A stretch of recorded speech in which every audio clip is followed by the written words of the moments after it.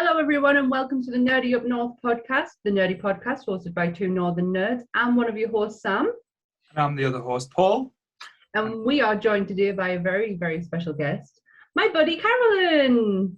Hello there. My Romy to my Michelle. If you listen to the podcast, you've probably heard Sam talk about Carolyn a number of times. You have been mentioned a few times. So she actually feels like she's part of the podcast now. It's a two girls reunion. It is, yay. So today's top 5 is again horror themed. And we'll get into that in a minute. But firstly, as I mentioned last week, I was doing a new segment where I was going to be promoting local businesses and sellers. And it just so happens that Carolyn is a local seller. So Carolyn, tell us a little bit about what you sell and what you do. What I do. What you do. I paint and draw things. I'm an artist. So if anybody's not following me on social media or you don't know me, primarily over the last few years I've been drawing sketch cards for licensed products like Star Wars, The Walking Dead, Alien franchise, Stranger Things, and all sorts of things that are similar to that. So if you go to my social media, Instagram, which is CJC_artist, you'll see quite a lot of the work that I do is posted on there. So you can have a flick through. If there's anything that would interest you, then you can contact me and let me know what you're after. I do also do Comic Cons, which for everybody who's a convention attender will know that the last 12 months especially have been a complete wipeout because of coronavirus. So we're due to start that up again very, very shortly. I'm doing my first convention in Houghton Spring on the 4th of July. Global. And I will be there. And Sam will be there with me. We'll be there at the table. I'll have prints and original art and also some stickers and different bits and pieces. Yes! Loads of things, because I've been obviously getting my thinking cap on during this few lockdowns that we've had. So we're just going to up the ante a little bit with the variation of things that we've got available. So that is pretty much it. It's nerd stuff that I do primarily, but it's portrait art that I do is my first love. Yeah. But if you can see it, I can draw it, I paint it. Oh, very good. I know. Like I said, I think we were talking about before you came on, the one that you done, the Beetlejuice. That was absolutely brilliant. Like I say, when I saw that, I was like, wow, that completely blew me away. And I saw Gina Davis, yeah. Yeah, and I think you posted something a few weeks ago that you've got something coming forward with the Alien franchise. Yeah, there's an art book coming out to celebrate the 35th anniversary of Aliens. I was in the first book that they released belatedly, I think last year, which was for Alien, called 40 Years, 40 Artists through Titan Books. And this time Titan have teamed up with Printers in Blood, who are fantastic. If anybody's a fan of coffee table art books, you've probably seen that they've done The Thing, Ghostbusters, Stranger Things, what I was in. And come September this year, I believe, is Aliens, and I'm going to be in that book too. So I'll be able to show my power loader off. So good. You're keeping an eye out for that, definitely. Yeah, so good. So that is our seller of the week. I don't know what the better term to call it, but seller. And also my best bud. So there you go. So it's top 5 time. Cool. We're going to get cracking on with it because it's going to be a long one. There's 3 of us in this. Yep. It was my pick, and I wanted to go down the horror route again. And I originally said horror movies from 1990 to 1995. That is pretty hard. It's pretty specific as well. And especially when I always, because we take the slasher film out, because I think with slashers, you're going to pick them because they're really good. Like, it's a really good genre. So when you take that out, really hard to pick between that year. So we're going from just the 90s horror. And who wants to go first? We'll let our guest go first. Yes. Right. Carolyn, what's your top pick? So are we Okay. doing 1 to 5, as in Any one? order you want to do. So I think it'll be very hard to do like a favourites ones because that's where. I know I won't do favourites because that might be too difficult. But immediately, the first one that I picked, which people will say, "Oh, is that a horror or is that a thriller?" Well, I've got news for you because it's a horror thriller. So it's. Oh, you're going to have Misery. another alien fight here. No. There we go. It's Misery, Stephen Right. King's Misery, Yep. which just creeps in because it was a 1990 release. For those who don't know, it was written by Stephen King. I think the book was released in the late 80s, I think. It's directed by Rob Reiner. Someone's He's director of homework. I haven't done my homework. He is the director of such legendary titles as The Princess Bride, which has obviously a huge following. Stand By Me, another Stephen King fan favourite. When Harry Met Sally. Oh, right. And A Few Good Men. If you haven't seen that, then I don't know what to tell you. He's also in The Wolf of Wall Street.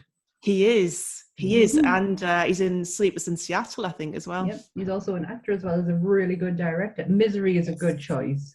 It is. It's an uncomfortable film as well. Like, it is scary, but like I say, I know there's this scene that everyone always harps back to. Is it hobbling? Hobbling, yeah. I have been told, like I say, I've not read the book, I'll be honest, but I've been told the book is meant to be a lot worse than the actual film scene. But and it was James Caan in it as well, wasn't it? James Caan? Yeah. So it's James Caan and Kathy Bates, who are the two with the leading actors. Number one fan. Lauren Bacall's in it as well. Is she? Yeah, she is. Supporting role. I've watched it as well. She's at the very end of the film when he's. Well, I'm not spoiling if you haven't seen it, but she's at the very end of the film. Oh, all about the spoilers. Don't worry about the spoilers. Go for the spoilers. If you haven't seen it, no. This is the 90s. You've had enough time. You've had time. All right then. Well, at the end, because he's alive. Yeah. She is his agent. Right. So he in the film is this famous writer. And his car comes off the road in a blizzard and he's taken in by super fan psycho Kathy Bates, and then it all kicks off because she doesn't want to let him go, and things happen. Yeah, when she finds out he's killing off her favourite character as well. That's killing off Misery, that's it, yeah. There's hell on, there's absolute hell on.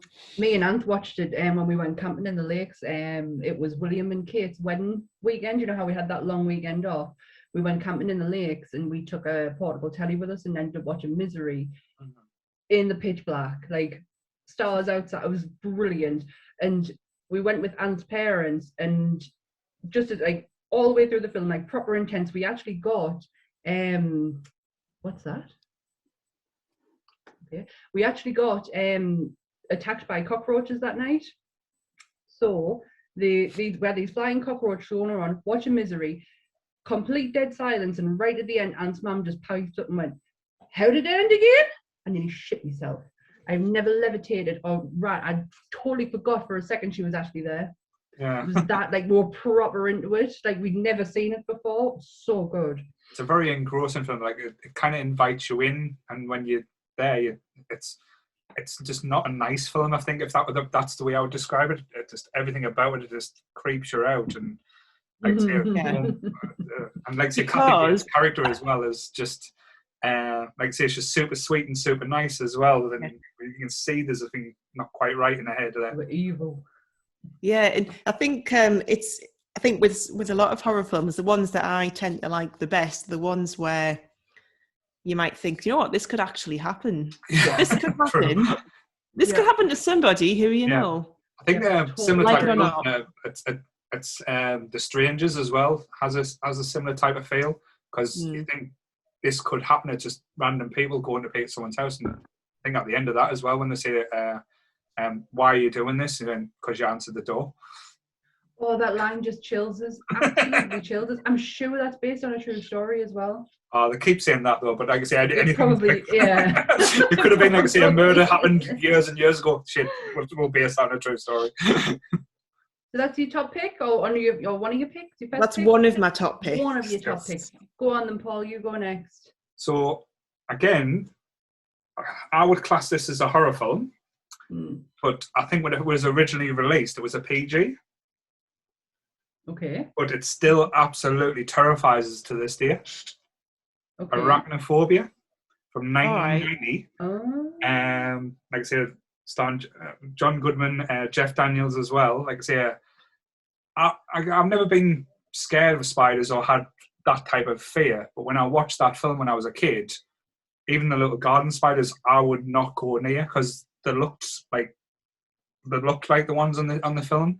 And again, this was a film that was shown probably on a Saturday afternoon viewing, because like I say, it's not very violent. It's not, like I say, there's no really much bad language and stuff. It's just, like I say, about real fear. And like, again, I know it probably couldn't happen, but like I say, if spiders got out, it is quite scary. It could happen, especially in my house. We've got guaranteed every night greeted by a house spider who I end up having a full-on conversation with, giving them the option to either go and hide, or be eaten by my cats. You take the pick. You take the pick. We're a no-kill zone in this house, but I can't stop my cats from doing what's in their nature. But I'm not particularly fond of spiders, but I'm not absolutely terrified of them either. But I've only ever seen arachnophobia once, so I have seen it, Carolyn. I actually can't believe I have seen it. Number one. Yep. I think I've seen it maybe a couple times, but not. It's a film I haven't seen for a long time. Easily a long time. It was one of the films when you originally said the 1990s. I quickly looked up the films of the 1990s horrors, and that was one that I got shudders when I just even about when I saw the picture as well, because it brought us back to that memory where Jeff Daniels' family gets out of the house and he's trying to get out, and the spiders coming down, and it's like say they're just all over the earth. It just makes us feel itchy just thinking about it as well. But but it's relatable on some level. It's relatable to you, is it? In things that sort of think, like you said, there was a spider in the house, and it's can that be a like there's a massive one under my kitchen sink, and it's living there. I see it every time I open to get like anything out from under the kitchen sink, and it just like comically just hangs down on its little web. They're so useful. It's about that big. It's massive. That's your home. You can live there. But no, they get rid of everything. Like, this is why we don't particularly like removing them, because they kill all other little bugs, and that the house spiders are really handy to have around. And if they go outside, they'll die. And there's plenty of places to hide in my house. They can just hide. Just don't bother us, or come into my bedroom on my bed, like that one night where I had to vacate the bedroom because it was on my bed. And Beatrice and Baxter did absolutely nothing to get rid of it. So I was like, oh, I guess you're living here and I'm going in the living room. Yeah, Ruby just kind of stares at him. Pixie used to be the spider killer, but Ruby, she just kind of, if she's in a playful mood, she'll play with him, but she'll not really do much. But another thing about the film I actually loved, and again mentioned it, was Jordan Gunman as the pest, like the, I can't think of the word now. Like they say, the killer for the pest control. Pest control person, yes. He had a brain fart there. But yeah, like I say, he was typical John Goodman, but done it as like I say, some quirky like kind of character. Like when he couldn't even kill the bug, and he walks over and stamps on it and says, "Yeah, I've done my job." But, like I say, there's so many little aspects. Like saying the doctor in the jungle as well. He was quite creepy, and like say, not in a sinister way, but I think it was Dr. James. I can't remember his name. I'm looking it up now, but he was played by Julian Sands. Probably not a big name, but like I say, I thought he played a good part in the film. Awesome beans. I've only ever seen it once, but John Goodman, man, that guy's just the Big Lebowski. Yes. You cannot fault that role at all. He was absolutely hilarious. Like, it's one of the most quotable characters ever. He's so great. To be fair, he's always going to be Dan from Roseanne as well, though. That's the thing. Yeah. Definitely. Early Dan, yeah. Definitely. So we're ready to move on to mine? Cool. Right. So I'm going with my first one as basically this film for girls of my age who are into stuff like into the darker side of life. This was their Bible. I know what it is now. It's 96. It's directed by Andrew Fleming, and it's The Craft. This is the one I took out my list because I knew you would have picked it. Because it is fantastic. But I am going to go on a slight bit of a rant. Right. So the cast is brilliant, absolutely phenomenal. Apart from one actress who I could quite easily replace with somebody else and be fine with it. Robert Turney? Oh my God, I watched it last night. That woman cannot act. Not in this film. She's brilliant in Empire Records, but she is so stiff. And the way she says Mother and Earth, it does me head in. Oh, and the fact that you can see our lace front as well, because she did Empire Records just before she did The Craft, and obviously in Empire Records, she shaves all her hair off. Yeah. So she has no hair. So what she's wearing is a wig. But you can see a lace front all the way through the film, and that's all I'm staring at. But her acting, man, it's so stiff. But so I watched it last night in preparation for today. But what I also watched straight afterwards was the Craft, The Legacy. Oh, fuck that. That was terrible. I actually didn't mind it. I'm sorry, I'm going to call you that. We watched it and I was like, no, this is absolutely shite. I do get what you're saying, because, oh my God. This is all on the legacy, to be fair. Yeah, but this, do you know what? They missed an absolute trick with it, because they could have really focused on the David and Duchovny side of the story, and had the witch part as they actually did, which is a secondary fiddle in this film. Like, it wasn't the main focus, but they didn't hone in on the David and Duchovny side thing better. And if I hadn't have gone on IMDb, I would have gotten a bit of a shock at the end, but I did, and I saw who was in it, and I was like, God damn it. So I watched The Legacy last night. Since they mentioned she was adopted, I went, right, I know, I didn't do it, but I called it. But the worst thing about it, because what I liked about The Craft, it was a bit unpredictable. It was fun. This one, you knew literally, the sequel was everything. You could paint by numbers everything that was going to happen in it. You knew David Duchovny's character was going to be bad. You knew the sons, but no, like I say, going back to your original pick as well, The Craft. To me, I absolutely, like I say, again, I'm not a teenage girl, but I did love that film at the time, because there was not many films like that at the time as well, because it wasn't shiny, it wasn't pretty, it was quite dark and dirty as well. It kind of ticks. Awesome. It ticks those boxes for, like those teen films. Yeah. That were so easy to watch, but like you say, at the same time, it had a gritty side to it. It was so relatable on just like a high school level. Yeah. And for us, when that came out, we were halfway through secondary school. Sorry, primary school. It's gone. So, all of that, the peer pressure and the bullying theme that, came into the film, and, girls wanting to be popular, girls having problems, and that all was very relatable. And I think especially, if you were at school, maybe, in a camp that wasn't the desirable camp, maybe you kind of got a bit of a I think we were all bit of a kick out with that. I definitely was. This was like I said, it was any girl who was into the darker side of life at that time, which I was just starting to. This just became a Bible. Like, this was, you kept this close to your heart, and you got into, like, you learned, like, the different sides of things, like, and then the Wiccan side as well. And what a soundtrack as well, though. Oh, what a soundtrack. Absolutely amazing. I was reading the IMDb's on this last night in preparation, and Holly Marie Combs was actually auditioned for Sarah, the main character played by Robin Turney, who would have been better, but that's beside the point. And then she goes on and stars in The Craft, in Charmed. So she was a top pick. There was a few actresses who, Scarlett Johansson was one of them. Oh, right. But it would have been a very young Scarlett Johansson. But all of them were pretty young. Obviously, Neve Campbell was just, or Neve Campbell, however you pronounce it, was just coming out of Party of Five. So she was just, I think she did this and then she did Scream straight afterwards. So she was just starting to get into films. But Rachel True, who is it Michelle? Is it Michelle? I think our character's name is Michelle. She was 30 years old. Right, didn't look too bad.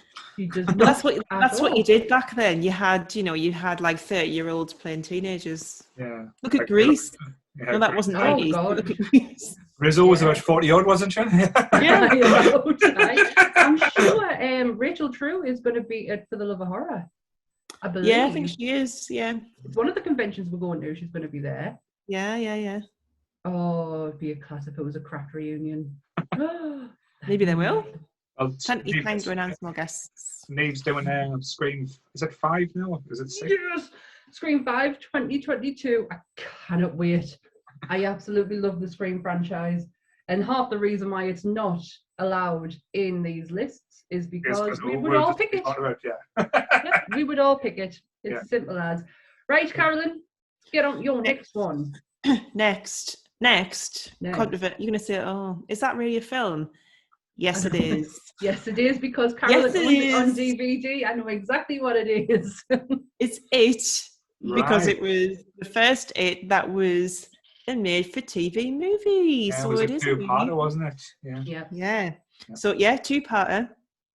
1990 again just creeps in.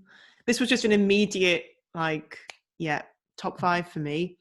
So I think for a lot of people, where do you know Tim Curry from? For me, he's Pennywise. Pennywise, or the Darkness from Legend. Oh, Frankenfurter. That's where I found him.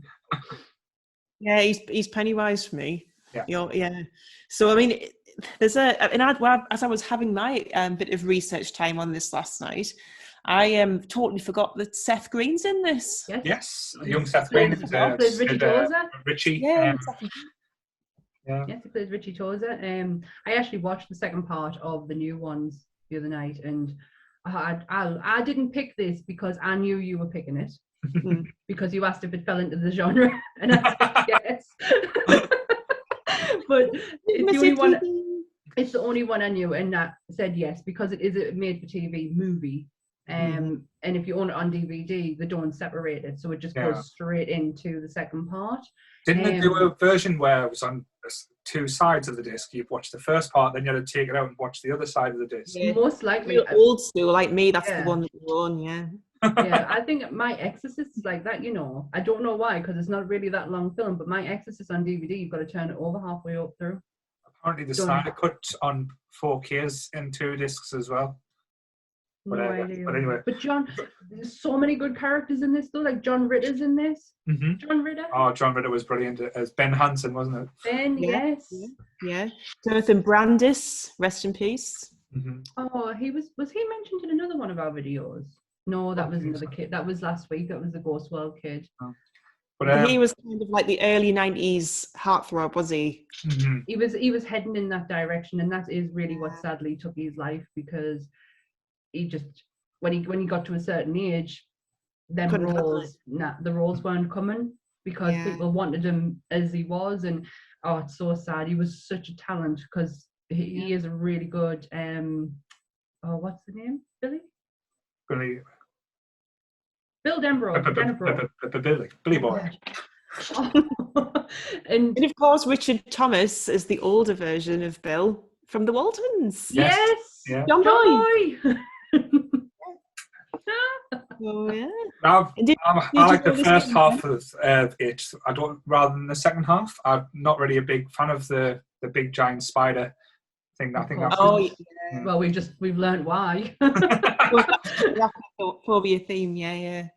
But no, I was thinking about it as well. But as you said, it was the debate whether it was actually a movie or made for TV.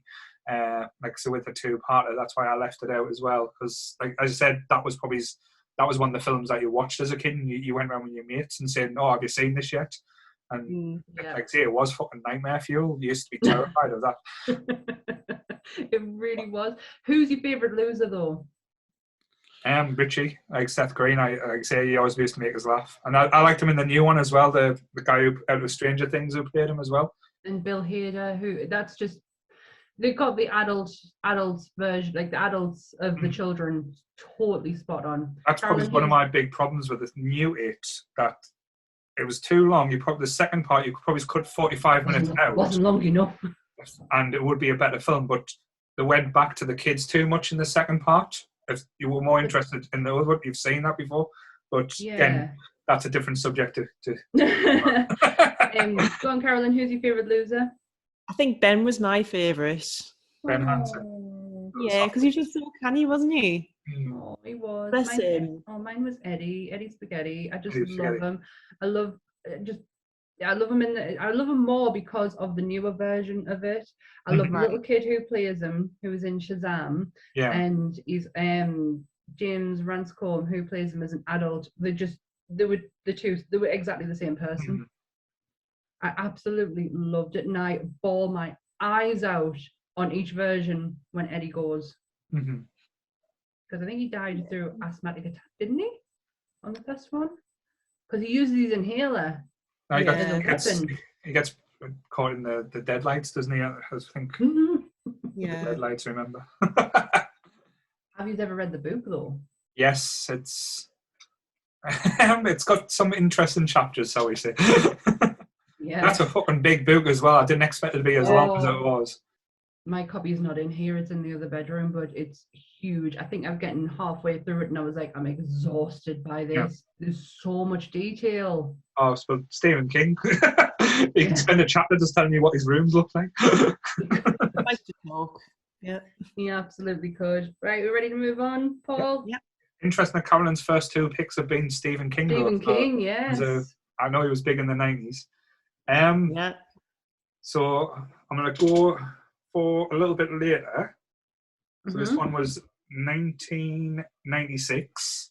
Right. Starred Michael J. Fox. Oh! So it was The Frighteners, directed by Peter Jackson. It was one of the first horror films I saw. Well, because I am the 80s. I love anything to do with the 80s. So as soon as I heard Michael J. Fox was starring in a new film, I was getting really excited. Remember going to see it and not really, because like I said, not expecting it to be what it was, and absolutely, I probably didn't like it as much when I was a kid, but when I revisited it when I was older, I loved it a lot more. I kind of got it a bit more, I think. And the ghosts are hilarious in it, but the whole Grim Reaper aspect and the serial killer part of it with the numbers was just brilliant done. The whole aspect of how he lost his wife and how he was this big success and kind of lost it all because of what happened to him and becomes the kind of charlatan that he became towards that he was in the film as well. But it was interesting to see Michael J. Fox be the hero, but not be as heroic as he has been in Back to the Future, Teen Wolf, and so on. But yeah, The Frighteners, it did have a big impression on us, and I loved the artwork and the marketing campaign as well, because the DVD cover had the kind of the face that was coming through it as well. Yeah, I remember it. Oh, it's such a good film. It's one of those it's that for me is like a proper Sunday afternoon film. You've just had your dinner, it's time to chill out, just put The Frighteners on. So good. It's got the drill sergeant in as well from Full Metal Jacket. And the main killer was the guy out of Starship Troopers as well. Yeah, it was. Love Starship Troopers. Massive teeth. Yes, and is it D. Williams is Patricia? Yeah. Is it D. Williams? I've just got rid of the page. I think it's D. Williams. Massive. If it is D. Williams, she is a huge in horror films. She's been in quite a few. Most recently, she was in Rob Zombie's last D. Wallace. D. Wallace, yeah. Well, at least I didn't get it totally wrong last week. My gosh, I'm not good with names, but she's in Cujo, and she's what else? The Rob Zombie film. She was in that, the most recent one he did. But Jake Busey was the guy with the teeth. Gary Busey's son. Yeah. who played like the Grim Reaper or the serial killer in it as well, who was like, say, when you at this point I didn't see many films with twist. I know, like I say, when the fifth element, not the fifth element, when the Sixth Sense, came out, and then twists become all the big fad. But this one had a little twist in it where you thought the girl that Michael J. Fox was trying to protect was really the killer, with the ghost as well. Yeah. So that was quite an interesting spin on it. And it's such a Peter Jackson setting as well. Like the town that he uses is very similar to some other films that he's done before. And I don't want to talk about it because it'll ruin one of mine.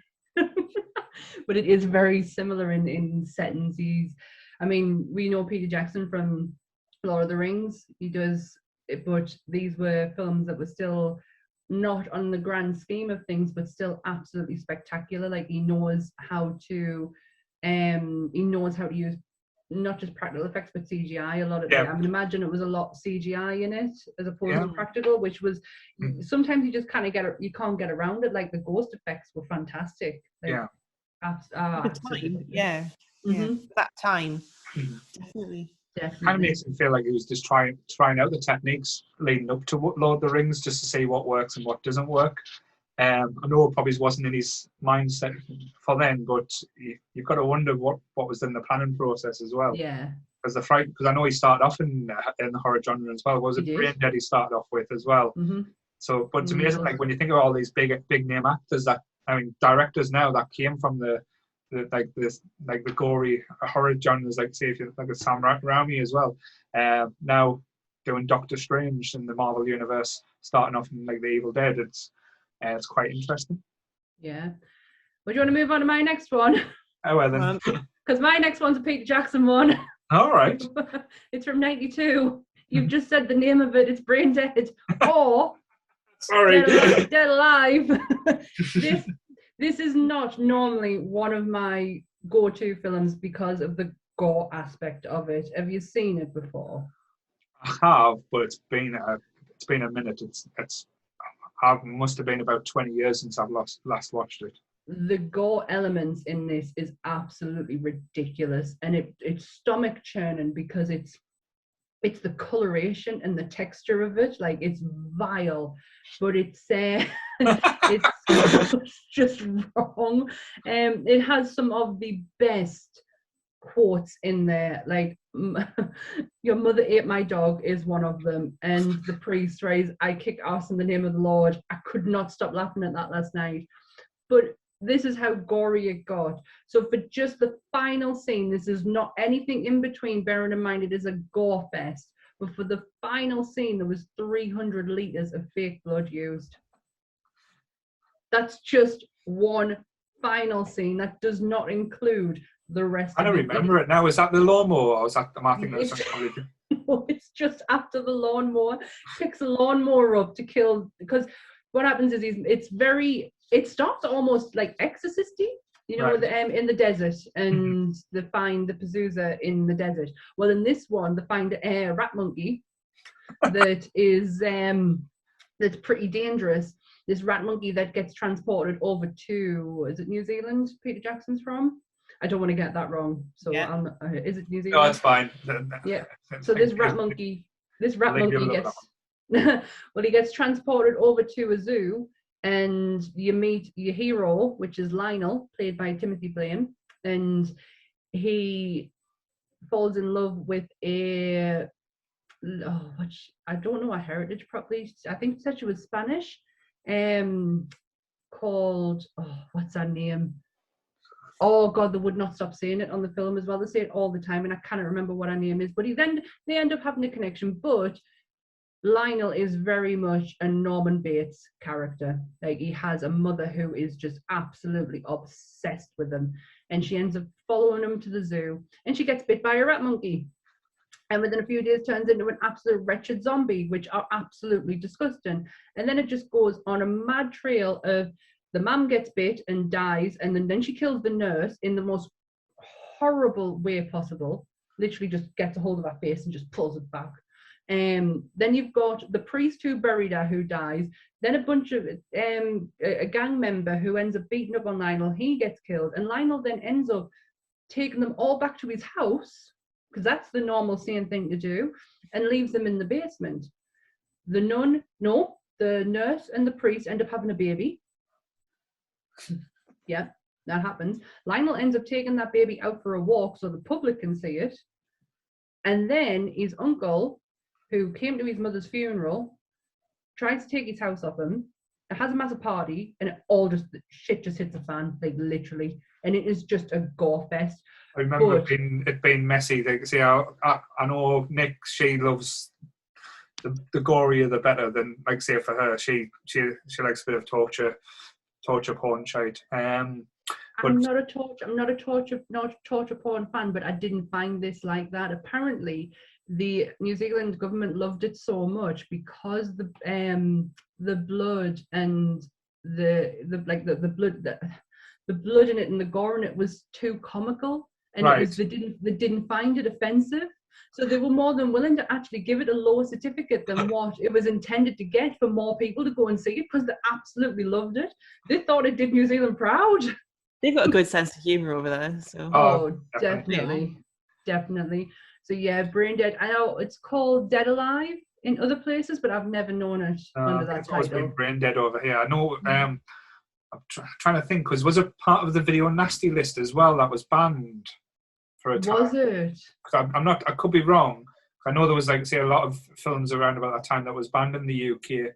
Might be not for the cinema release, but for video, like, home release. Again, that might be just me thinking wrong there, but I'm sure it was one of the Video Nasties. Well, Peter Jackson also likes to reuse some of his cast, and Elizabeth Moody was one such actress who played Lionel's mum. If you look very closely in Lord of the Rings, in the Shire, when the party is going on, you will see her walking around. She is a very distinctive looking woman. Very harsh features. Talking about gross films, though, like, funny enough, I've just been, because I was saying last week, me and Nick went to the cinema this week for the first time. New Bolton, it's called the Super Screen. It's, I have to admit, it's massive. Went to see Spiral, like I say, the Book of Saw, but Chris Rock's actually quite good in it, which was surprising. I've heard. Yeah, it's not like there was bits I had to put me jacket over my head when the typical Saw route showing all the gore, but I would recommend it as well. Like I say, it was actually not a bad film. You don't expect Chris Rock to be in that role, do you? No. Total opposite. Yeah. There was a bit of a scary moment at the beginning when he started going into Chris Rock mode, when he was telling stories about how marriage works and how the wife always. That's what I thought it was going to be like. But then when the film started getting going, it started actually being quite decent. He'd done a lot of smell the fart acting going. Oh, there's a few people who do that. Matthew from Downton Abbey, he does that all the time. And always says he looks like when he's walking in a room, he smelled the fart because he's just like looking around. Yeah, it was nice. A nice foray back to the cinema this week, though. Oh, nice. Well, that's mine. Brain Dead. I absolutely love it. It is gory. It is funny, and it's just got a decent story as well, and it's zombies. There you go. So Carolyn, what's your next pick? My third one is Silence of the Lambs. Ooh, well, controversial. It's on my list as well, so we'll do a joint one. We'll do a joint one from 1991, directed by Jonathan. Carolyn, do you want to pronounce it? Demme, based on the amazing book by Thomas Harris. So you give me shit the other week about Alien being sci-fi. This is psychological horror. Yeah. It is I would say a thriller. The guy is a cannibal. This is psychological. This could happen. This could happen. Yes. And he's a cannibal. Yeah. Well, Hannibal the cannibal, but Buffalo Bill wasn't a cannibal. No, he was a serial killer. And I just love the fact that there's two aspects of this film. Yes. You've got the, what do you call them? Come on. We've just been talking about him. The Hannibal Lecter. Yep. And then you've got the Buffalo Bill side of it. Right. Yeah. So, I mean, with this, I think this was probably, for me, when I started to really take notice of Anthony Hopkins. This, I didn't realise this is only the third film to win all 5 Oscars in the main categories, which are director, actor, actress, best picture, and best adapted screenplay, I think. It's only, I think, or accepted to be the only best picture, which is a horror film. So the others, which were only nominees, I think, are The Exorcist, Jaws, The Sixth Sense, Black Swan, and Get Out, which is a more recent-ish one. I would have. That's a good thing. Like I said, Black Swan. That's a good shout. Would never consider that as like a horror, but yeah, never seen that it. after. Yeah, it's scary. Yeah, it's scary. Never seen it. It's the first film that absolutely scared the bejesus out of us. Like genuinely scared the crap out of us.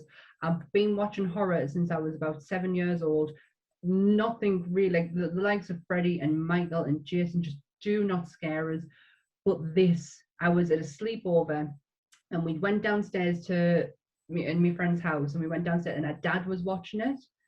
And Amy and my friend started asking questions like, "Oh, what's a cannibal?" And so he told us what a cannibal was. I have never been so scared in all my life, to the point where I got a trapped nerve in my leg because I was that scared. The idea that Michael and Freddy and Jason, they're not real. Yeah. He is very much an actual person who can kill people, and still to this day I still get creeped out by the kind of like, I can't, if I listen to a podcast that's got anything to do with cannibalism, I can't listen to it. And Anthony Hopkins, it has a little bit of a likability factor in that film as well, which always kind of, because you didn't want to like him, but you kind of did as well. He was a really interesting type of. They did it really well in Hannibal to make him more likable. You felt something for him in Hannibal. But the Thomas Harris series is some of my favorite books. Red Dragon is actually my favorite all-time book of ever. And but you think Hannibal, you think of Hannibal Lecter, don't you? Yes. Oh, it's the first thing that I think you wouldn't think of like Ed Gein or the Texas Chainsaw Massacre. It would always be Hannibal Lecter. That would be. But he's not the first Hannibal Lecter. No, Brian Cox. Brian Cox is the first Hannibal Lecter, and he is very good, but I do not like that film because it is ripped directly from Red Dragon and it doesn't do it justice. But he's not a bad Hannibal Lecter. I always prefer Manhunter over the new Red Dragon film. I thought the Tooth Fairy in Manhunter was so much more sinister than was it Ralph Fiennes or Rafe Fiennes? Yeah. Rafe. Is it Rafe pronounced Rafe Fiennes? Rafe. Yeah, if you're of a certain wealth level, you just pronounce it Rafe rather than Rafe. But it's got an L in it, so it's Ralph. Ralph. I think Red Dragon. I think the book and the film are very much like, not the book, but the film Red Dragon is so good. Like, that is my Will Graham. That's how I see him in the book, not from the TV series. I hated how they portrayed Will in that TV series. He was just whiny and whingy and mopey, and he just did me tits in. Do not like them. But I'm not going to try and pronounce his name because I'm going to totally show myself up. The guy who played Hannibal in the TV show. Mads Mikkelsen, was it? Mads Mikkelsen. Mikkelsen, that's the one. He was absolutely brilliant. Yeah. Good. Yeah. He is very good. It's the suave and the sophisticated side of it. Those are big shoes to fill if you're going to play. Yes, definitely. Is it? He is brilliant. What really freaks Jodie me out. Foster's nice, darling. I don't like. No, I don't like Julianne Moore as much. No. But that's the thing. Like, say, when the Silence of the Lambs, there's no weak points in the film. When you think of it, like, say, every actor and even every part plays through, even from going to, like, say, I can't forget his name, but the guy who is the psychiatrist who's trying to make money off Hannibal Lecter and Jodie Foster. He is so slippery and snake-like. And then, like, say, how they use Jodie Foster to get information because they knew Hannibal would be drawn to her was, like I say, everything, like, even to the bit where she gets the horrible scene when she gets things splattered in her face. It's like so funny though. It's all there to make you feel uncomfortable, and you don't ever sit there feeling at ease as well. That's what, as I said, I know I'll give you shit, but it is a good horror film for that aspect, because there's no aspect where you feel comfortable in that film. No, not at all. And the wonderful Scott Glenn, if you Daredevil fans, played Stick. He is actually in it. Played Jack Crawford, who is played by Harvey Keitel in Red Dragon. And I actually prefer Scott Glenn to Harvey as Crawford. Yeah, because you're not meant to like Crawford, and Harvey Keitel had the likability factor in the other ones, where this one, he's an arsehole, he's a twat. Crawford? I always thought he was, because like I say, he uses Stalin. He doesn't like Stalin. We did use that. Yeah. The scene with in the lift, and that bit there really, really freaks us out. Yeah. Especially when I got stuck at work in the lift one time, and I took a photograph, and somebody said, if you look up, it looks like you're in the lift from Silence of the Lambs. Looking for blood dripping down. Oh, shit. Alright, just remember, as long as you're not in there with a body lying down, you'll be fine.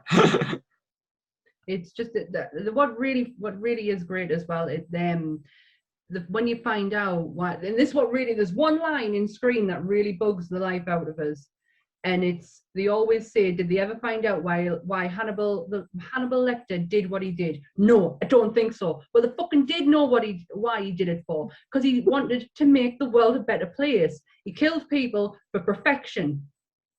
That's why he did it. So he's a little bit like Dexter as well, wasn't he? He only killed bad people type thing. But these were people who they didn't do anything wrong. Like in the beginning of Red Dragon, you're watching an orchestra and you can hear one person in the orchestra just messing it up, going, and it's just, and you can see him wincing when it's happening. And then later on at the dinner table, they're talking about how that person is missing. Oh, that's because you're eating them right now. Because he hated imperfection, he loved perfection, and he ridded the world of what he thought was wrong with it. And that's why he did it for. And I hate that line in Scream. It sets my teeth on edge. And he likes Starling, doesn't he? And he wants her to be perfect in what she does. That's why he gets really angry with her when he's like quizzing her about, because obviously she goes to him, doesn't she, when he's locked in the cell. Cage, yeah. Yeah. And he wants her to be perfect at what she does. So he's saying, wrong, that's wrong. Why do you think? So as much as she's been educated by the FBI, she's really being educated by him. Because he really has got that insight. Yeah. It's amazing how, like, he sees that in her and says, right, I'm not going to let her be anything less than what she could be type thing. Exactly. But like say the guy who plays Buffalo Bill as well, like say he's done loads of things since then, but to me he'll always be Buffaloes. And like when you're hearing the song Wild Horse, Goodbye horses. Like I say that again, I remember seeing that for the first time, not knowing what it, like say, a transvestite or transsexual was, and I actually turned around and my mum went, "Where's his penis?" Just didn't quite get it, but yeah. But like I said, that was just the whole level of sinister, really. It's the Scream. Do you know when he does the whole, you put the lotion in the basket, or you get the hose again, and then she starts screaming, and then he starts screaming. It's so sinister. It just sets us on edge. He is terrifying. And I did watch all of my films last night in preparation, and I purposely left Silence of the Lambs to the end, because if I couldn't watch it, I was fine with that. I still get freaked out by it. Have you watched the new show, Clarice? No. There's a new one started now. It's basically based on Clarice Starling after Silence of the Lambs and what she's going through. Like the victim who was in the well is ringing her all the time to try and get support, and she's dealing with the PTA of Buffalo Bill and stuff. So I don't think they can use Hannibal Lecter because they don't have the rights. It's the same with Hannibal series not allowed to use Clarice Starling, so it's the same type of rules. I didn't know that. I think it's halfway through, or maybe the first season might be out now. I know I watched the first episode a few weeks ago. It wasn't great, but it wasn't bad, if that makes sense. Yeah. But like I say, yeah, there's something like that to watch as well. Not my cup of tea. I learnt my lesson from watching the Exorcist TV show. Once you go past the big twist, you're like, oh, it's just boring. Are you ready for yours, Paul? Cool. So, again, this is another one of my late ones. So 1996, I know I say it's late, but I think like most of the better horror films were in the early 90s when I've looked at it. Again, like I say, I remember watching this for the first time, but being lucky enough not to know what it was about. I didn't see any movie trailers. And like I say, watching it and being completely blown away by the whole change in the film. It was directed by Robert Rodriguez. Oh. Dusk Till Dawn. Like I said, starring the wonderful George Clooney, which I've never thought I would ever see. I didn't actually know where you were going with that build up to it, mind, until you said Robert Rodriguez, and I'm like, oh, I get it. Because like I say, it felt like a Western almost, like in the first part where they kidnap, like say, Juliette Lewis, Harvey Keitel, and like they say the adopted brother, and going and trying to get into Mexico, and you're thinking, oh, they're just trying to get away from, like say, the police, and you thought Quentin Tarantino, which was one sick fucker in that film, like I say, he was not nice to watch. You thought that was going to be the horror aspect, like say that team, but when it gets to the titty twister, oh fuck, does shit go down, which you don't really expect. Massively. It's what was I was going to say something because you can totally see where Robert Rodriguez just must have started doing some heavy drugs, because the film is like in two, like one's like proper sadistic and twisted for its own reasons, and then it just gets absolutely fucking bizarre, like to the point where it's just drug fueled craziness. You definitely two different films, and the great Tom Savini's in this film. Yes, I was going to say that, like the practical effects used in this was, I know they used a little bit of CGI, but a lot of it was practical that they used. Like say that most of the vampires, like the bands using like their dead bodies as instruments and stuff. But like I say, the thing that stands out to me as well, I know, like say, I'm not trying to be creepy or anything, was Salma Hayek's chest. Not just the chest, just the dance. Like I say, when she seduces everyone in that bar, and like I say, the way she picks on, like say, Quentin Tarantino's Richie, was just, like say, as a teenage boy, that was just mind blowing. I hadn't seen anything like that from a film before. She is unreal. That woman is absolutely just never changed. Never. No. Maybe she really is a vampire as well, like Paul Rudd. Yeah, maybe she is. And she's also joining the Marvel Cinematic Universe. Yes. The Eternals. The Eternals, yeah. She is stunning. That film is just crazy. It's like there's no words to describe the end part of it, because it's that crazy. Or what's Tom Savini's character? It's Sex Machine. Sex Machine, that's it. Like, come on. That is just madness. Did he do the makeup for it as well? Because that makes, I believe so. Again, I could be wrong, but I can't understand them having them in without them doing that type of aspect. But like, if you're thinking about a film that's going to, like, say, when you say a predictable or thing, it takes you down so many roads. And even, like, say, the end scene, when you look at the back of the titty twister and you see the cabine, you see all the years and years of, like, all the vans and all the different things that must have just been getting. But, like I say, to me, like, if you're talking about 90s horror film, that's, like I say, not a slasher. To me, that's quintessential. No. One of the better ones. Like I say, even if it wasn't a horror film, I still think it's a good film. And like the cast, and again, going back to when we said about the craft, the soundtrack is amazing as well for this. So good. It's not one of my favorites, but it is a really good choice. That's a good choice. Tarantino is fantastic in this. Yeah, like that dude can act in that mind. There's no scenery chewing whatsoever, and he's so fucking sadistic. The only thing I worry about is is it just Tarantino playing Tarantino? Close to home.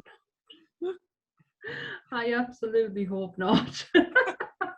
Oh, I should have. Like say George Clooney, like there's not many things like I still haven't forgiven Clooney for Batman, so I don't think Clooney's forgiven himself for Batman, so don't worry about it. he was absolutely brilliant. And again, it's disappointing, but he started a craze with the whole tribal tattoo. I think after that, so many people like from our age group got tattoos like that as well. That was quite, which you didn't really expect from George Clooney. It's the one tattoo I don't have, thank God, is the tribal one. I think I've got every other cliche tattoo going, but I don't have the tribal one. God. It's a good choice. What year was that? 1996. 96. Yeah. And even Yeah, like say the vampires, like Danny, like I know quintessential Mexican actor Danny Trejo, he played a good role in it as well. Like Danny's so good. That guy is so underrated. Like he always gets like side roles, but he's such a good actor. My favorite, and it's ridiculous, is Fanboys. He's the chief. He's the chief who refers to himself in the third person. He's in it for seconds, but he's so good. He's such a good, and he's also in Con Air. Yeah, I was going to say Con Air is the one that jumps out at me when I think that was the first film I saw him in, because like I say, I wasn't big on the whole like say type of like Desperado and stuff like that, like the El Matriarch trilogy. Did you watch Machete? Machete. Loved Machete. Machete Returns as well as so bad, but it's so good at the same time. It's like you get to the point where you're like, what the fuck am I watching here? And then you're like, oh, I'm just gonna go with it. I'm just going with it. Wasn't it originally part of like say the Death Proof and it's they did like dodgy trailers they did between them in the double bill. Grindhouse, that's it. It was the Grindhouse, because they did Machete. Rob Zombie did one with that was the SS werewolf things, and that was meant to. I think they were all meant to be put into like little either a mini film or like an actual film. But he never did. I don't know how he would get away with doing SS werewolves now. Like, but saying that, there's a lot of horror. If you look within the horror genre, there's a lot of Nazi zombie films out there. They're not very good ones, but they're out there. Not very good ones, but they're out there. So that's a good choice. Right, Carolyn, are you going for your next one? Yeah. My fourth one is Buffy the Vampire Slayer. 1992, the original Buffy, with Christy Swanson, Luke Perry, and Donald Sutherland. How funky is your chicken? Give it our kit as well. Give it our kit, isn't it, as well? Yeah. So, I mean, unpopular at the moment as Joss Whedon is. Obviously, screenplay by him, and also produced by the lady who produced the TV series with Sarah Michelle Gellar and also Angel, Fran Rubel Kazooie. Yeah. Seth Green's in this film again, which obviously led him to Buffy. Right. Oh, God. I didn't know Seth Green was in it. I didn't know he was in it either. He's uncredited, the same as Ricky Lake and Ben Affleck. Oh, no, Ben Affleck, he's a basketball player, I remember seeing him. Wow, Affleck's the bomb in anything. Affleck can't do any wrong. Yeah. Hilary Swank's in it too. Rutger Hauer, they're in it. Yes, Hilary's one of the friends, isn't she? She's part of the crew. Yeah. I tell you what stands out for me for Buffy is when that guy with the mullet and the beard dies, he's going, ooh, ooh, ooh. Yeah, really bad. It's Paul Rubin, isn't it? Paul Rubin's in this. It's Paul Rubin, yes. Paul Rubin, Pee Wee Herman. Yeah. David Arquette obviously is Benny. Yeah. He's Luke Perry's friend, isn't he, who gets made into a vampire right at the start of the film. So it's amazing when you talk about Buffy and like see a lot of the fans I know it's showing me age now are watching it now or being reintroduced. They don't even know a Buffy the Vampire Slayer film was made. That's the craziness of it. But I remember when that came out because, like you said, there was big. There was adverts and stuff like the trailers was going big on the cinema because it did get quite a big push. But was it a success or did it flop? I don't know, but it's cult, isn't it? Cult. I mean, Definitely cult.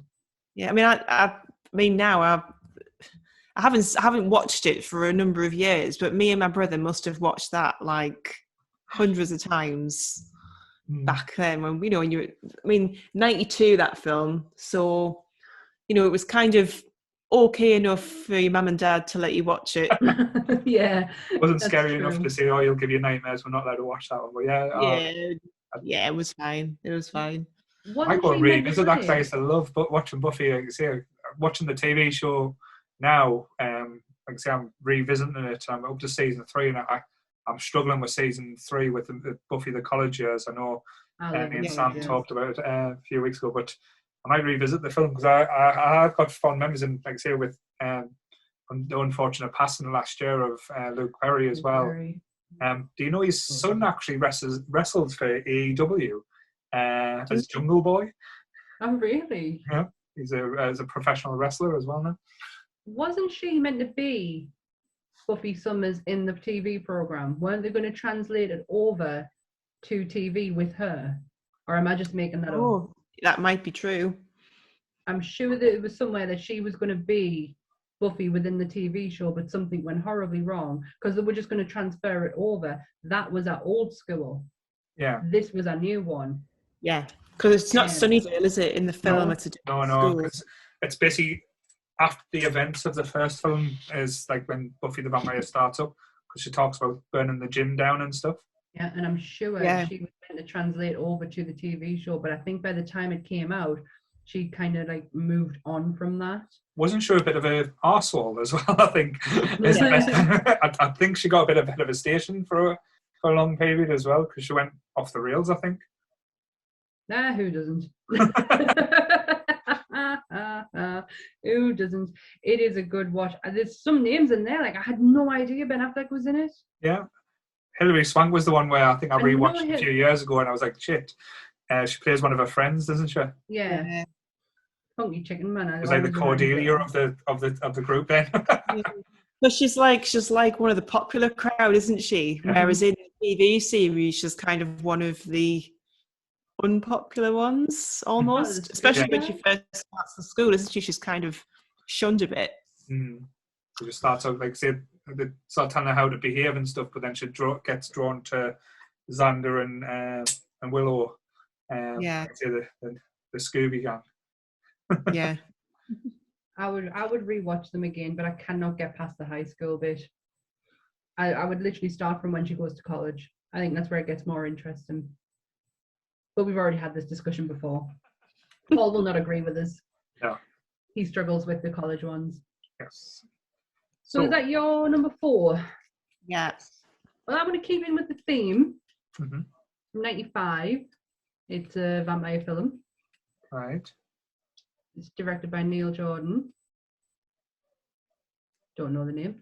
It is Interview with the Vampire. The Vampire Chronicles. I watched this last night, and just this was like the epitome of life for me around this time. Like You craft Interview with the Vampire, your life. Literally. You can understand why there's a lot of incense burned in your house, I bet. Definitely. You can totally understand the road I went down from the films that I was watching at the time. But it's not just the film, it's also the book as well. Like I'm not really a big fictional reader. Like if you put a biography in front of us, I can read it in a second. But when it comes to fiction, I struggle really badly. But Interview with a Vampire, I wanted to read it because I wanted to see how similar it was to the film, and it's so close. It's scary, but it still has its little differences. And there's a couple of things in the film which I wish were in the book. From the book to the film. The most notable one is when they're at the Theatre de Vampires in Paris, and Claudia goes on trial for murdering Lestat, and she ends up getting put in the thingy and set on fire. The ironic thing is, in the book, Lestat walks in and they still burn her. Lestat actually walks in and with a grand gesture of "I'm here." She actually tried to kill me, but I'm still here, and they still burnt her alive. And I love that part of it. But I did have a bit of a researchy on this one, and the Christian Slater character, who is Daniel Malloy, who is massive in the book series, by the way, plays a huge part. He becomes a companion, and like you obviously get that indication from the end with Lestat in the car, where he says, "I'll give you the choice I never had." He does become a companion, but it's not for Lestat. He actually becomes Armand's companion, who is played by Antonio Banderas. Right. But he was not meant to be the original actor playing him. All right. Do you have any idea who was massive in the 90s who would have been playing this role but couldn't? Perry? No. River Phoenix. Ah. But he died just Yeah. before filming starting, so they had to recast, and it was down to Christian Slater, and there was a couple of other people. They kind of go wrong with Christian Slater at that time, though. Like I say, because that was the time when he was quite big at that age. But like I say, the standout thing for Interview with the Vampire, if you go in the cast, like it's like who's who of 90s actors. Like I say, Brad Pitt, Tom Cruise, Antonio Banderas, Kirsten Dunst. Like I say, Christian Slater as well. Like I say, all of them were there. It was huge. I mean, Brad Pitt does my tits in this film, I'm not going to lie. His rendition of Louis is so spot on, it's scary, because Louis is just a whiny bitch. Like, he wanted the life he got. He did generally want it, and it wasn't his wife and kids. That, because I say in the film, his wife and kids were killed, and that's why he went into a depression. It was his brother. And he wanted that life. He wanted to remember them and never forget them, and that's why he wanted the eternal life for. Then when he got it, he fucking complained about it the whole time. Throughout every century, he could never find something that made him happy. Like, even Claudia didn't make him happy. He was such a whiny bitch, but he was played so well. Like, Brad Pitt got the aspect of Louis down completely well, and Tom Cruise, wow. Lestat, that is just that part. Anne Rice said she generally, like, it felt like she wrote for him. And she didn't want him she never wanted him as playing Lestat until she eventually saw him in costume, and she was like, Jesus Christ, that's exactly him. Yeah. He was so down to the point with his hair, because Lestat's hair is long, blonde and curly, and he was the one who said it has to be long, blonde and curly. You can't go any other way. And when she realized how much he had, like, respect for the character and how he played him eventually, she was like, I feel like I wrote it like that for him. It's such a good, and it still holds up today. It felt like, I might like say again, it's not a film I've revisited for a long time, but it feels like when I watched it, I felt like a long film. How long is the runtime on it? I don't remember. I did watch it last night, and I generally can't remember. Let me just have a double check. Sure, like I said, again, if I'm wrong, it must be close to 2 hours. Potentially. Like, there is a lot to cover in it. 2 hours and 3 minutes. Right, yeah, because like I say, that was what, like, not to say it was a bad film, but that's where I always struggled with Interview with the Vampire. It felt like a marathon rather than things. It's quite an emotional film. It does harp on. It's not like the quintessential vampire like horror where it's like it's going back to the old Victorian times and like more spooky than anything else. But no, I think that again with me not being a teenage girl at the time when it came out, I wasn't like say the ideal audience for it, and I probably watched it when it was a little bit later than when it first came out. Again, I do enjoy it, but it's not my go-to for the vampires. I'll never beat Lost Boys, so sorry. That's true. Or John Carpenter's Vampires. Well, yes. I teeter-tottered with my last one, including John Carpenter's Vampires, because that film is superb. James Woods and them pants is just amazing.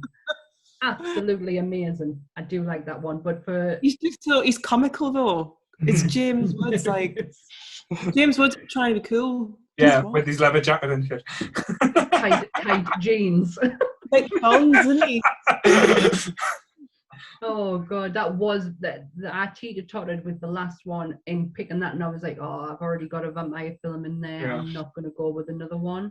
See, I'm But trying to be a bit, yeah, because I knew, like I said, the similar ones that you would have picked, Sam. Like I said, I knew the craft. Oh I yeah, had a feeling the interview with Vampire was on, so I've tried to go a little bit out there. Like I say, with my next pick as well, it is a strange one, but like I say, it's a film I've watched millions of times. I watched it recently and I quite loved.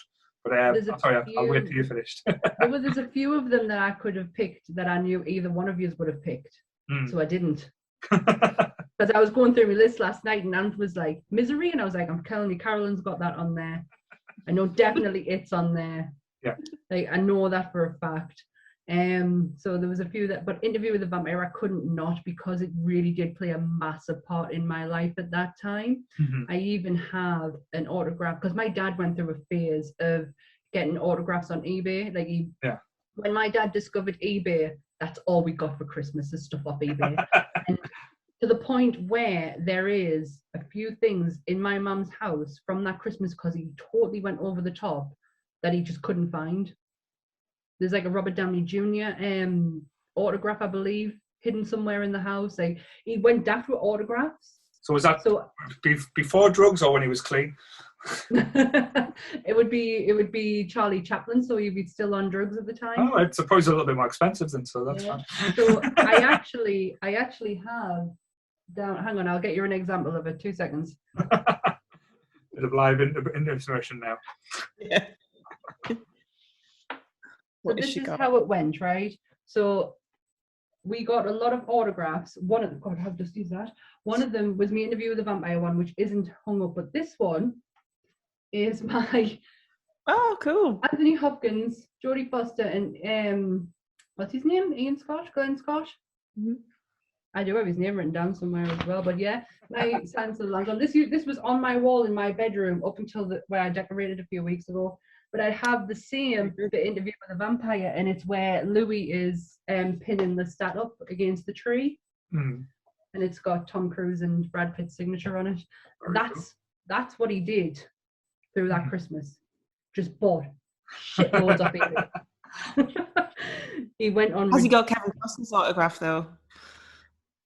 No, that's a good question. That I don't think so. I think I would have given you a. Oh, I feel left out. I don't have anyone's autograph, sorry. Of course you have. Did you get it in person or on eBay? I didn't, but I will get another one in person one day. Is that when you just go and knock on his door? Yeah.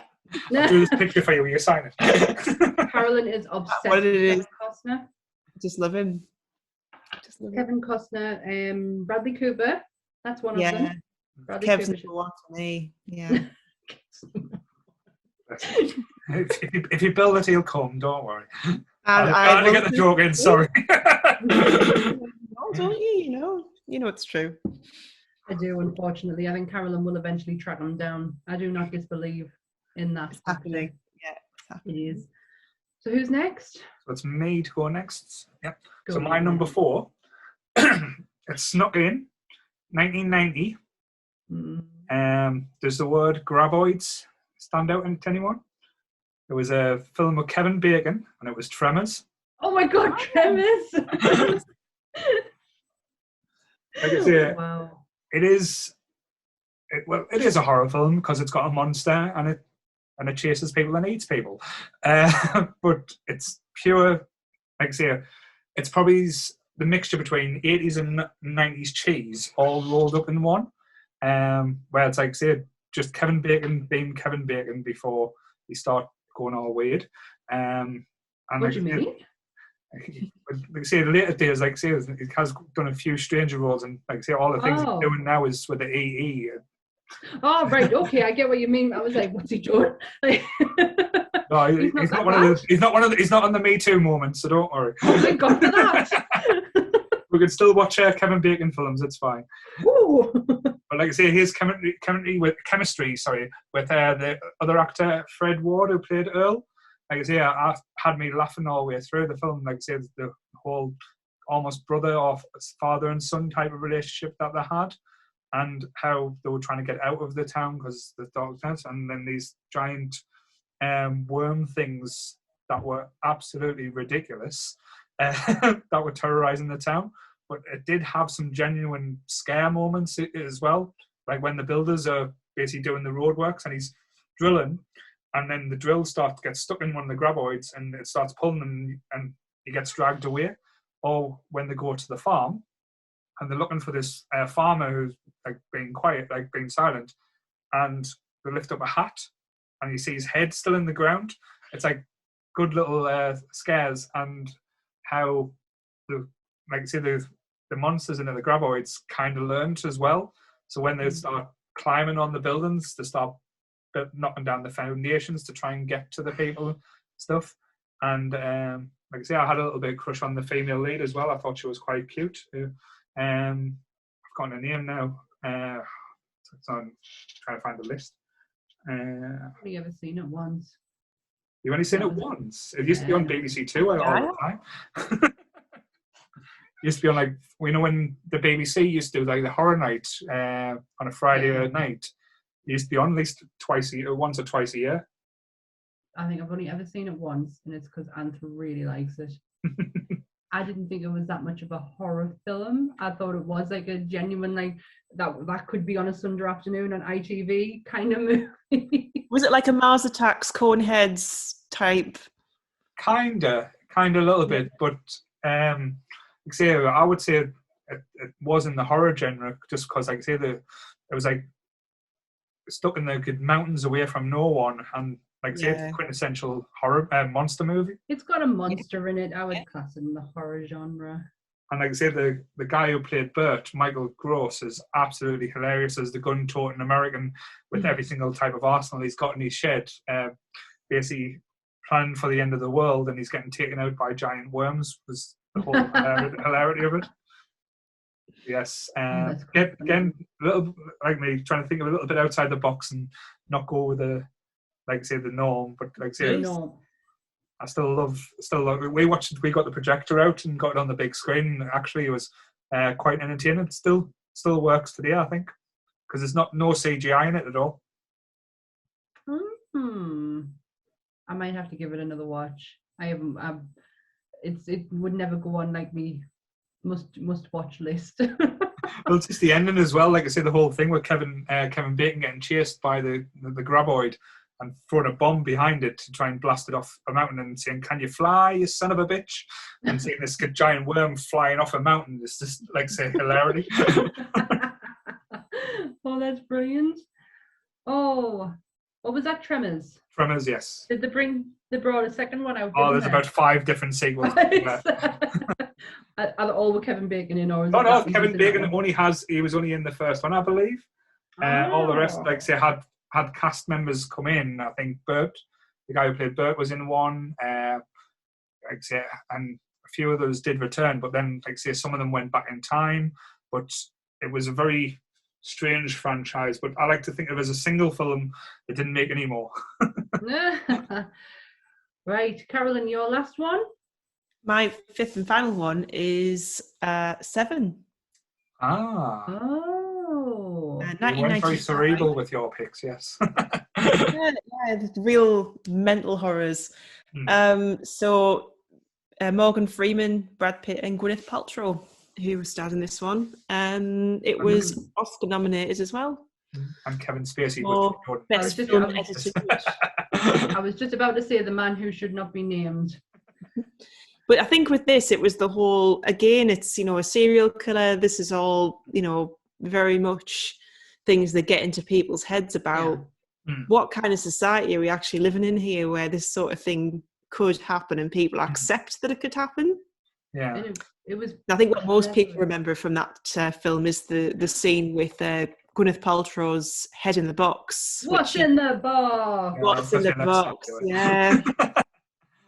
You just, you just know what's in the box, don't you? Yeah. What's in the box? It was a very clever film. I loved the aspects of it, like I said, the cerebral parts of it, like the John Doe. You never really found out his name as well. I love films where you never find out why they did things, or like, see, that's why the original Halloween film is so big and scary for me is because you never know why Michael does it, and you never know why John Doe does it as well. And like the whole taking his fingertips off as well, like say that aspect was always very It was the 7 deadly sins, wasn't it? That's what it was all aimed around. And that scene where he's with the guy who's pretty much starved to death, isn't he? Yeah. Oh. And it's him from Scrubs gets right up in his face and goes, "You deserved it, you son of a bitch." And then all of a sudden he takes a breath and you're like, "Oh shit."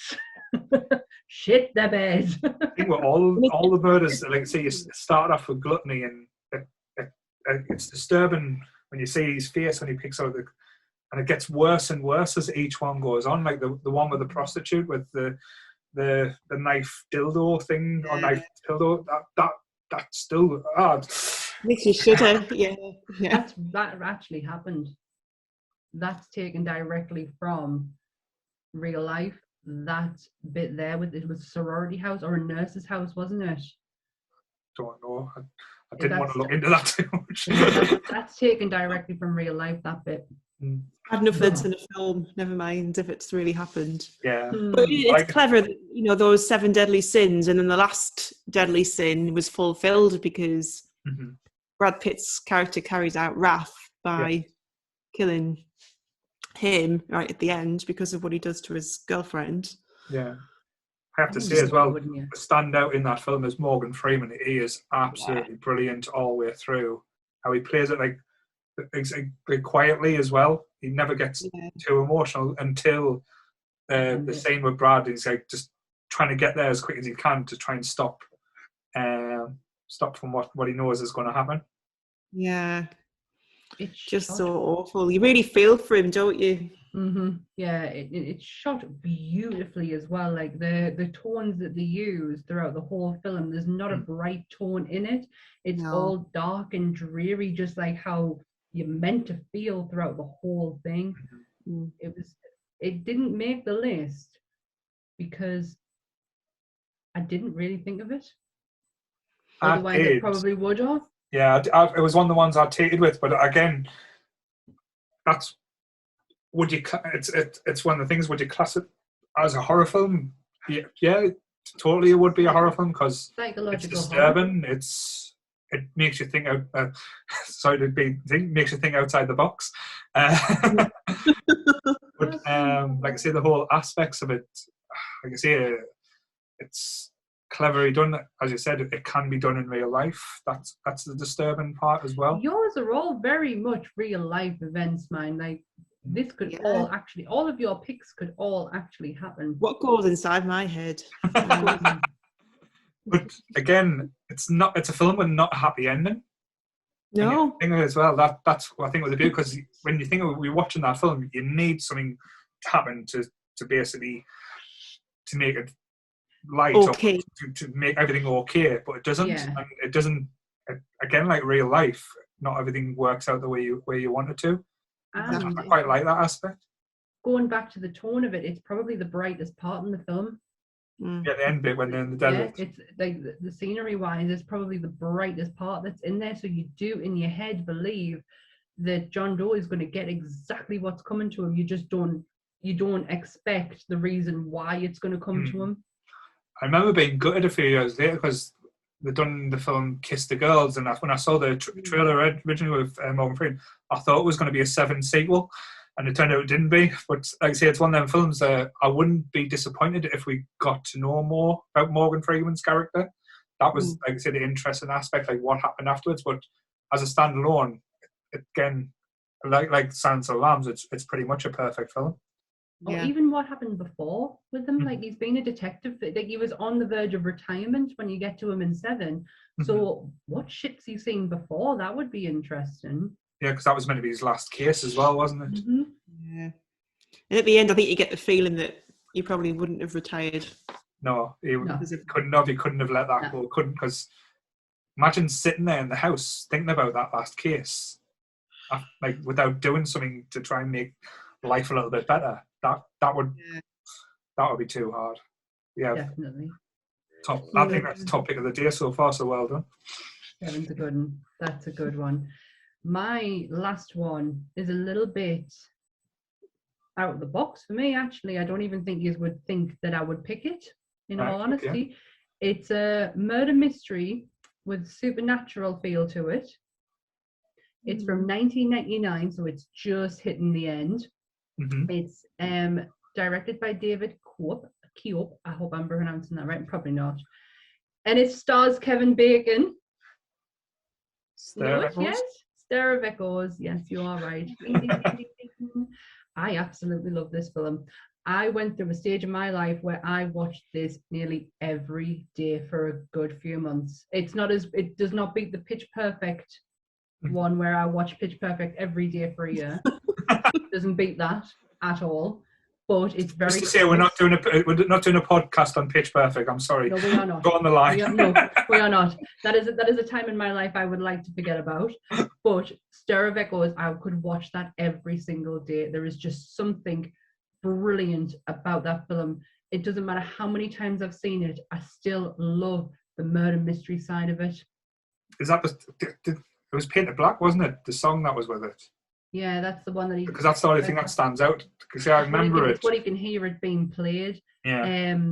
But yeah, it's all about a murder of a girl, but he doesn't know that yet. He's literally moved into a house in a neighborhood that's very close knit. Like, I think it's a football neighborhood as well. Yeah. So like the whole town supports the local football team, which kids on the street go there to. You know, they're all very much living in each other's pockets. And Kevin Bacon and his family move into a home. Mm-hmm. His sister-in-law is into hypnotherapy. Yeah. And she, hypnotizes him, even though he's very skeptical of it. Mm-hmm. She still manages to put him under. Because he's in that state of mind, he is being receptive to the murder that took place in his home. Yeah. And it's him trying to solve it. It sends him very crazy. Mm-hmm. But with him and his son, there are so many twists and turns in it. Yeah. It's just geniusly put together. Like, it doesn't get enough recognition for how good it actually is. I think a lot of TV stole ideas from it as well, because there was a lot of, like, I think Supernatural stole a trope from it as well at times. Exactly. Because I remember when it came out, because it was during the summer when I think we got the unlimited pass at Bolton when they started doing it. So we were just seeing as many films as we can. That was one of the films I saw at the pictures. Again, it didn't resonate. It's one of the ones I've went back to and I've enjoyed. But I can see why though, because it's an unusual one, but it's not one where you get terrified of watching. But it's like a whodunit type thing. I actually have gone really cold thinking of one of the scenes in it, and it's the finger scene. Yeah, and just going. Oh God! The fingernails snap as well. What? Nah, I have to look away at that, and it's the crunch as well. Yeah. Oh God, it's awful. It's absolutely sickening, but it's still really good. Kevin Bacon. I was just thinking about this last night because this was the final one for my list, and this is the one I did a coin toss between this and John Carpenter's Vampires, and Stir of Echoes won. And it was all because how many horror films Kevin Bacon's actually been in. Friday the 13th was his first one, wasn't it? Yeah. That's what he gets it through the neck, isn't it? Yeah, when he's under the bed, I see. Yep, through the neck. But I was thinking, and Tremors was another one. I thought, and this. And has there been any more? I was trying to think he did what's that one where he goes invisible? Hollow Man. Oh, the Hollow Man. That's pretty scary. Yeah, that freaked me out a bit. But yeah, that's why I chose.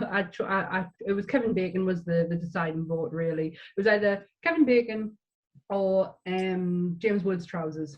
And he can save a town by dancing as well, so it's fine. I've never seen Footloose. So that's my final pick is Stir of Echoes. Thoroughly enjoyed it. It's like from start to finish, it's just fantastic. Cool. Well, again, I'm going to the vampire field with my last pick. It's 1998, so again, it creeps in. And it was the first time I realised that a comic can be a horror film. Oh, wow. And it had the best opening song and opening to any film. I don't care what you say. as soon as you hear that beat, you know the film. And Yeah. when you see the blood come raining down, it's like I say, had Tracy Lord in from Crybaby. She was the first vampire, but yeah. Was she?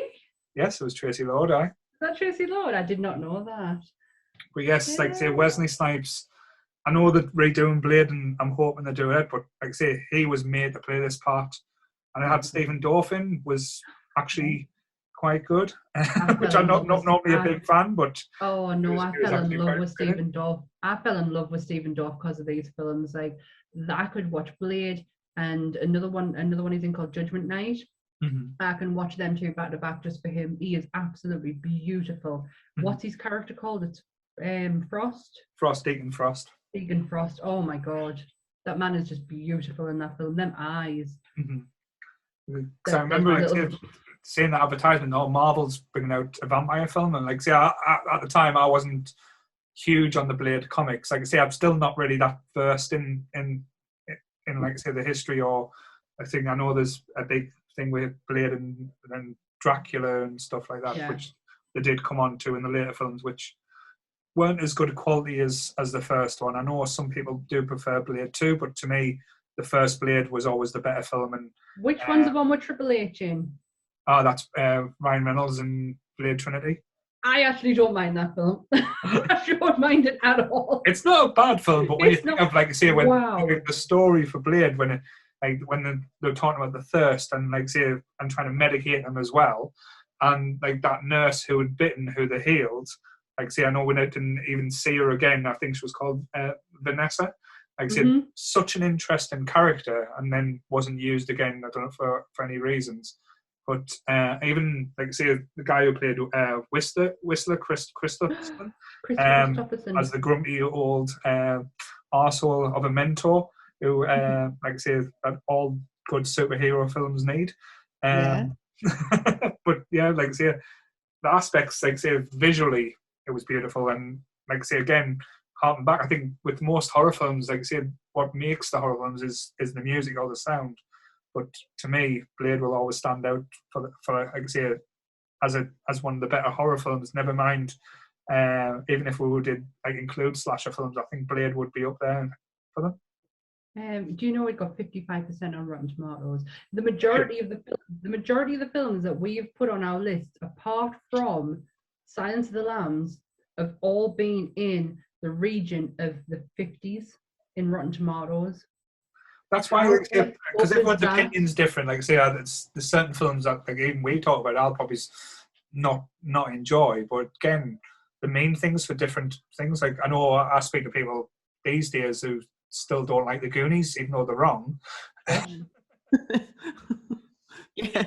How can you say that? How can somebody say they don't like the Goonies? What is not to like about an action? Oh my God, some people do mind not in. But, people who don't like the Goonies but like Stranger Things. Yeah. Which is heavily influenced by the Goonies, let's be fair. The new guy. Oh, well, sorry. Like I say, I think with the whole Marvel universe and how it's going to go next, like I say, I think Blade will become a bigger player in the whole thing. And that's just what I was going to get into. A new audience as well. Can anyone pronounce his name? Mashallah Ali. Is that how you pronounce it? Mashallah Ali. The Marvel are breaking their rule when it comes to actors, because he has already been in Luke Cage as a very good villain, and they always said they will never reuse other people. Once you've been in Marvel, that's it. You're done. They don't class that as, but they've already said they don't class that as the MCU. So they're getting out of it that way then. Yeah, because like say you wouldn't have Chris Evans as Captain America because he was Flame Boy. Yeah.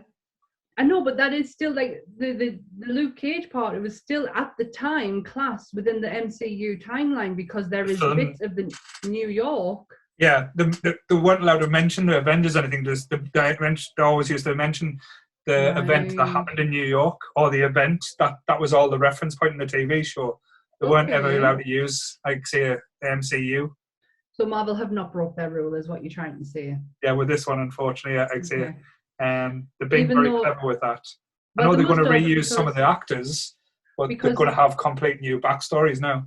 His cousin, you know, she's in Scrooged. I can't think of the actress's name, sorry. But the one who played Cottonmouth's cousin, who ended up taking over the Empire, she's actually the mother from Civil War who starts it all with Tony and the photograph. And I says that they broke a rule there and all. Well, they haven't now, have they? No. Sneaky Marvel bastards. Sneaky Marvel bastards. Well, that's how they got around Vision with using Paul Bettany. Because they were like, well, it's two separate entities, so we can use him for this one and that one. You must be gutted though if you get handled a Marvel role that's like really tiny and just know that that's all you're ever going to be within the MCU. You're never going to get anything bigger than that. Depends, like I say, it always can lead to somewhere. It's like they might do the whole Doctor Who approach, like have doctors play a small cameo in early episodes, and if they like them, they bring them back. Like, say, I know Peter Capaldi was in an episode, and Jodie Whittaker played smaller parts before being actually cast as the Doctor. Did she? I didn't know that. What did we just do? Your last Blade was your last pick. Blade was my brain just went fuzzy there for a second. Blade's a good choice. At a Comic-Con a few years ago, they reenacted the Blood disco, and it looked fantastic. Like people really got heavily involved in it. Obviously same music going, and it really was a photo opportunity.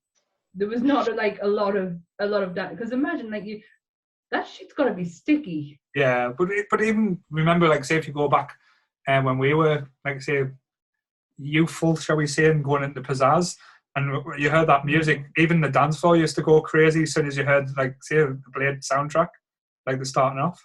I'm not that old, but I do know what you mean. You used to be there with us, don't lie. Oh, good old pizzazz days. So is that it? Have we done the top 5 horrors of the 90s? Yep. So that's it on horror for a while. Have we agreed on that? Yeah, I'm quite happy to give other things a break. And we'll do horror leading up to, I've just dropped your thingy, leading up to I would say October, but we'll give horror a time of the year. Yay, my wedding anniversary. So that's it. So thank you all very much for listening and watching. Have you got any housekeeping for Facebook or not, Paul? No, like I say, it's been going quite nicely. Yeah, thank you for everyone who's joined, and like I say, Instagram's starting to pick up as well. Like I say, there's a lot of people that's coming over from Instagram as well now. So the social media are starting to integrate, but still, like I say, everyone's getting on, still being friendly, which is still amazing us after so many months. And I don't think we've had one argument yet, so they'll probably jinxed it now. Yeah, most likely we'll go on there and there'll be all hell broke loose. Yeah, but like I say, remember, follow us on Facebook. It's Nerdy Up North Community. Like I say, we're on Instagram, same Nerdy Up North, and as well as watching us on YouTube. You can find us on iTunes and Spotify. And again, thank you for our wonderful special guest today. You've been a pleasure to have. I hope you've enjoyed it. Yeah, thank you. We'll get you back You're again. welcome, Carolyn. So enthusiastic with that end in their mind. That's it. We've just been talking to her for about 2 hours, so we'll give her a break. What a long day, look. I know, she really has had an awful day by the sounds of it. But thank you so much for joining us. I appreciate it. Thanks so much. You're welcome. Thanks everyone, and we'll see you next week. Yep, same bat time, same bat channel. Take care, everyone. Bye. Bye. Bye.